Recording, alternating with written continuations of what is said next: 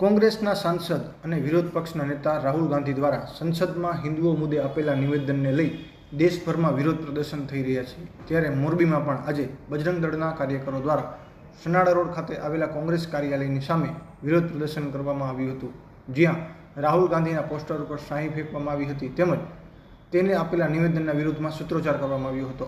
આ દરમિયાન બજરંગ દળના કાર્યકરો દ્વારા પોસ્ટર પર શાહી ફેંકતા અને પોસ્ટર સળગાવવામાં આવતા કોંગ્રેસી કાર્યકરો રોષે ભરાયા હતા અને બજરંગ દળના કાર્યકરોની સામે થઈ ગયા હતા।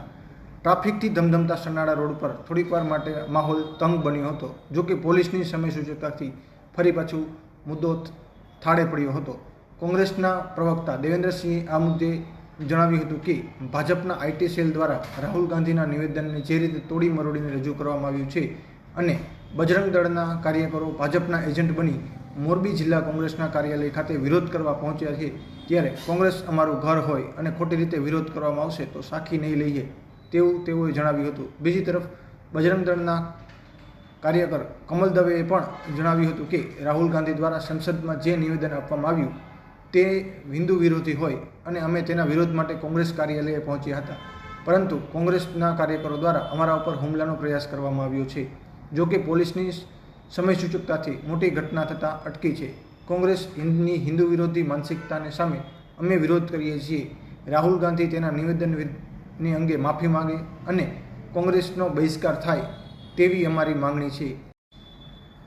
કોંગ્રેસના પ્રવક્તા દેવેન્દ્રસિંહે જણાવ્યું હતું કે મોરબી જિલ્લા કોંગ્રેસ કાર્યાલય ખાતે વિશ્વ હિન્દુ પરિષદ અને બજરંગ દળ જાણે કે ભારતીય જનતા પાર્ટીના એજન્ટો બની અને એના દલાલ બનીને અહીંયા વિરોધ કરવા માટે આવ્યો હોય એ રીતે થઈને આવ્યા હતા। અને જે રાહુલજીએ નિવેદન આપ્યું એ વાત સાથે અમે બિલકુલ સહેમત છીએ અને બહુ સ્પષ્ટ કીધું હતું કે હિન્દુ ક્યારેય હિંસક ન હોઈ શકે, હિન્દુ એ અહિંસાવાદી છે। ક્યારેય ભારત દેશે કોઈ અન્ય દેશ ઉપર ચડાઈ નથી કરી, એ પણ એક અહિંસાનું પ્રતીક છે। આપણા કોઈ પણ દેવી દેવતાઓ જોઈ લ્યો તો એ પણ અહિંસાના પ્રતીકો લઈ અને આવતા હોય છે।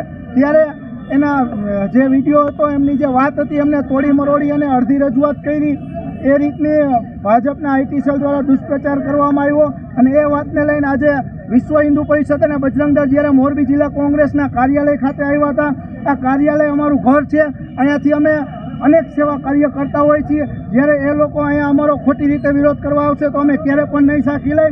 આજે પોલીસ પણ આખો કાર્યક્રમ મુખ પ્રેક્ષક બનીને જોઈ રહી હતી, ત્યારે હું પોલીસને પણ કહેવા માગું છું કે તમે પણ ભાજપના એજન્ટ બનીને કામ ન કરો, પોલીસ બનીને કામ કરો તો ગુજરાતની જનતા અને દેશની જનતાનું ભલું થશે। રાહુલ ગાંધી દ્વારા જે સંસદમાં હિન્દુઓને હિન્દુ વિરોધી જે સ્ટેટમેન્ટ આપવામાં આવ્યું હતું તેના અનુસંધાને આજ રોજ મોરબી બજરંગ દળ દ્વારા નવા બસ સ્ટેન્ડ ખાતે વિરોધ પ્રદર્શનનો કાર્યક્રમ કરેલ હતો।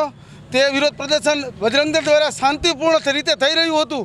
તે દરમિયાન કોંગ્રેસના નેતાઓ દ્વારા બજરંગ દળ ઉપર કાયદેસરની રીતે હુમલો કરવાનો પ્રયાસ કરવામાં આવેલો હતો।